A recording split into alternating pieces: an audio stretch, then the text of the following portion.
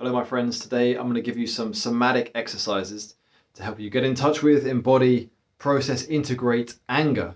Now we're all carrying around a lot of repressed anger that gets in the way of us being authentic, saying no clearly but kindly to people, standing up for ourselves in the world. Often it causes things like chronic pain, depression, anxiety. A lot of this can be linked back to anger, so it's a really beautiful healing process to get back in touch with it.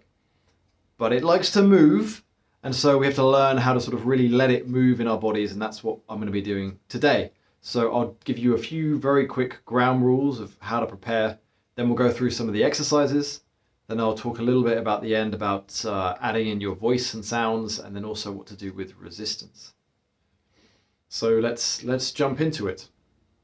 So the first thing to say is that safety is the number one priority here. So if things start feeling a little intense, if you start moving towards anger, if you notice that you start, checking out, dissociating, going into mind, maybe just back off a little bit. Just take a step back, give yourself some space to regulate, breathe before jumping back in. And really, this goes to show what we're trying to do here is we want to be present, grounded, and in control. When I'm talking about embodying anger, I don't mean, lashing out at people, being violent or aggressive. That's the behavior of anger. Here we're much more concerned about the physiological energy of anger in the body and being able to stay present, grounded, in control. And when we do that, then we're really meeting it, and that's where it kind of processes through the most cleanly. So you want to maybe, stand up is a helpful place to feel this anger from. You can't do it sort of curled up in a ball. And you want to make sure you're kind of, present, grounded, in control are the three words, as much as you're able. And that's kind of the foundation. And then we can get to actually, getting in touch with the anger. So there are different ways of doing that. Maybe you can just invite it in. Maybe that's fine. You just sort of start, so you can feel it bubbling up from below already. If that's not the case, you can use your mind to trigger it up. So you could think about someone who makes you angry. Maybe there's a memory of a time something happened, someone said something that made you really annoyed, and you can use that and choose one that's maybe not too extreme. You can start with a more mild one and then just see how that feels. Or you can actually kind of just fake it till you make it. You can do some of these exercises, even if you're not really feeling the anger, and just notice how it feels, and you can start to actually really get in touch with it that way. Kind of this fake it starts to become real after a while. So once you've got in touch with the anger that way, we'll now get into those somatic exercises for feeling it. So we're going to go step by step, sort of learning to embody it more and more and more. And again, the reminder is that you kind of want to just touch on it, see how that feels. If that feels manageable, you can keep going, maybe embodying it a bit more.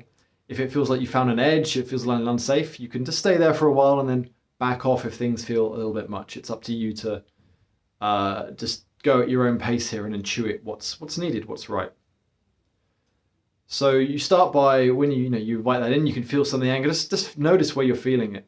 Okay, it's in the chest, it's in the belly. And the first station is to let it be as it is. You're not moving the body that much.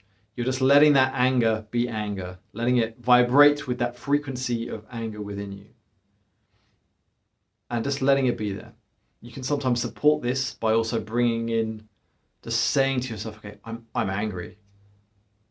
I'm angry. Practicing that, acknowledging that. Maybe this feels like it's enough. And if you want to go more, you start to involve the body a little bit more. So you can start by clenching the fists is a good place to start. You just start feeding into some of that anger and kind of staying present with it, massaging it into the fists. So you start to use the fists and that motion to get in touch with the anger more and more. You're sort of letting it contract and expand, contract, expand. You can use the breath with this as well. It's another technique here, right? So on the inhale, tensing that anger. On the exhale, you sort of relax that tension. So I'm angry. This kind of thing, again, that contraction, expansion helps you really feel into it. So at this point, you can then start to bring in some resistance, something to push against, which again helps to move the anger through. So I was just grabbing a prop. It's a little early for that one, actually. I'll first do the one where you push your heels of your palms into each other. So you can use that as a great exercise. Just really staying really present in the body. You've got your attention on the anger in the body, and you're massaging it, pushing it into the hands. And again, you'll feel some tensions as the anger kind of contracts, and then there tends to be a natural lull where you can just step back and rest for a little bit, and then there's another wave of anger that might come. Another one is to use a towel. So you can get this. I've got my beautiful turmeric stained cheap tea towel here, and you may want to just use that to give you some resistance to push against. So anger is an energy that wants to fight or defend itself. So oftentimes you get the urge or feel that it wants to push away, or it wants to punch or kick, stamp, something like that. And you can let that happen. Just again, the danger is a little greater here, that you're going to lose a little bit of control and get disconnected, which can just be unhelpful and just bed that anger in more deeply. So you want to just take extra care here to just go a little slow, make sure you're present. But using punching as an example, I've got this cushion here. You don't just want to, if you feel the desire to punch, you can allow that, but just almost do it in slow motion. You can like really feel just, you're really present with the energy in the body. You're really feeling it move through and giving the whole, it's not so much about the punching as it is with really staying with the energy and consciously letting it move. And it can be intense and it can be fast, so long as you're still maintaining that connection to it. So you can do that with any of that punching, kicking, so long as, use something soft, obviously. And you tend to hit a sweet spot here. If it feels kind of good, it might be challenging, but there's a sense of relief to it. That tends to mean you're in the right spot. You're in the right kind of area. So another technique you can use is pressing against a wall. So this is really good. You can get your whole body behind it, but you still stay in control because the wall's obviously pretty firm. So I'll give you a demonstration, the one behind me, in a second. You just, brace your feet, put your hands up high, and then just massage that anger through the chest, the shoulders, through the arms, into the wall is kind of the idea, staying present with it as always. So you're kind of like this. You just, you get in touch with the anger and just feel your whole body slowly pressing it into the wall. And you can get quite a lot of energy kind of going behind that. It's quite a good way of really letting that anger push if it wants to. So that covers a few of those different ways, the fists, using the breath, getting a towel, sort of punching, kicking and so on, or pressing against a wall. These are all different ways you can do it. And you'd want to, do it for a little bit, then just back off. Now you can sort of supplement this by using your sounds and your voice. So sort of angry sounds that want to come like, they can support that expression. You can do, sometimes it wants to scream or yell. And again, so long as you're in control, this can be okay and be helpful. If you're worried about other people hearing you, I recommend doing a silent scream. So you just go, so it doesn't, you don't feel too self-conscious about disturbing anybody. Then words is something else. These parts of us are often from the past. They're stuck in the past, and they're things that we wanted to say, we felt like we couldn't. Particularly, they often get stuck in the throat. We feel that tension, that numbness in the throat, that lump in the throat. It's got all these unspoken words in there. And so it can be helpful to let some of those come forward. So as you're doing these different exercises, if there's words that want to come, I'd encourage you to let them flow. Like, let this anger speak what couldn't be spoken in the past. Again, with the caveat that you stay relatively grounded in the body. That's just always the number one rule. So maybe there's some simple things, fuck you, no, go away. Maybe there's someone you can imagine in your mind, and you kind of have the opportunity to say some of these things that you wanted to say to them that you couldn't, and that can be helpful. a little thing I've noticed here, I'll be a little wary of going off into too long of a convoluted narrative. That tends to be much more mindy than coming from the anger itself. So, it'll be on some, I can't believe, you'll start with, I can't believe you did that because, the weather was really rainy that day, and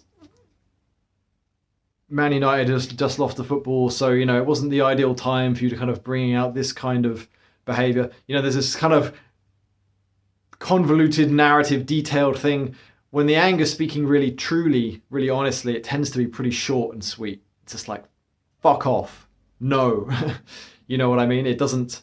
So just notice yourself if you're getting lost in a bit of a loop of some long narrative of explaining something to someone. That's not. We don't want to be explaining something to this person. That's not anger. That's almost a way of avoiding the anger a little bit sometimes. You just want to say the thing directly. So that's sort of using the voice. Then what do you do? A lot of the reason we get into trouble with anger in the first place, or we find it difficult, is because we've learned that it's not safe to express it. So it's important to pay attention to these parts of us as well, often for very good reasons. And so these protector parts will come in all kinds of ways to hold that anger back, which can make it tricky to embody. This can happen in many ways. Maybe you feel just tension in the body. There's all this tension. The anger's not coming up. There's just, that's the body holding in the anger. You also get maybe numbness, blankness, confusion, nausea is a way it can happen, dizziness. These are all ways that parts come in to protect us from that anger. Another way is the mind comes in, maybe asking lots of questions or spinning narratives. A particular one is often around, the kind of sounds like empathy and compassion and forgiveness. It's like, well, of course I understand why he did what he did because, he had a very difficult childhood and so on and so forth. But this empathy isn't really coming from empathy if there's still anger towards that person in the body. It tends to be then just a way of keeping us safe from that anger. And so just notice that, and you'll find actually that if you fully allow that part of you that feels angry and can sort of process and integrate that anger you have at someone for something they maybe did to you, you'll find that there's a lot more space afterwards for a really genuine empathy and compassion that doesn't come from avoiding the hurt. So that's important. So what do you do here? In very simple terms, you have the anger trying to come up on the one hand, and these protector parts holding it in on the other. So we have this tension and we feel very tense. And we want to learn to embody the resistance just in the same way that we embody the anger. So if you notice that tension holding the anger in, pay attention to it, discern it, embody it, let it resist, feel into that part of you that wants to resist and let it resist. So just let it fully be like, no, I don't want to go there. I don't want to go there. I don't want to feel this. As you're, I'm sort of contracting my body here, or maybe it wants to curl up. And you can just listen to it a little bit as well. Like, what does this part of you fear is going to happen if you feel the anger, if you express the anger, if you say no? They'll get upset and they'll reject me. You can keep going through the layers. Okay, they'll get upset. What does that mean? It means I'll be rejected. I'll be alone. So you kind of identified some of the programming here. It's like, if I get angry, I'll be all alone. That'll be terrible. And just saying that to yourself, feeling into this part, feeling into that fear, the sadness, just letting it be. Oh, if I do this, they'll be so angry. I'll be all by myself. And really just letting that fear come forward. And you can just resource it a little bit. Maybe just bring a hand to it, breathe into it.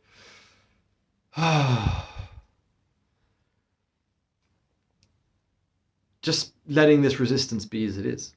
And you'll find that it can tend to relax in its own time a little bit if you're allowing it, resourcing it, and so on, listening to it.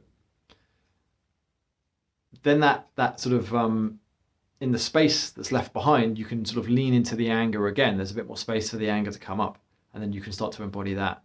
And then as you go further, maybe some more protector parts come in. And so there's this game we start playing where you sort of waft towards the anger, and then the protector parts come in. So then you move in more into those, really allowing those. Then as they relax, a bit more space for anger comes up, and you can kind of move between them, going deeper and deeper each time. And that's how you sort of build up this flexibility in the nervous system to move between these different states. So that's a quick word on those protector parts. You just really honor them and just help them out. So I hope that was useful. And I'll also I wrote a long blog on repressed anger. I'll stick a link to that below, and see you later.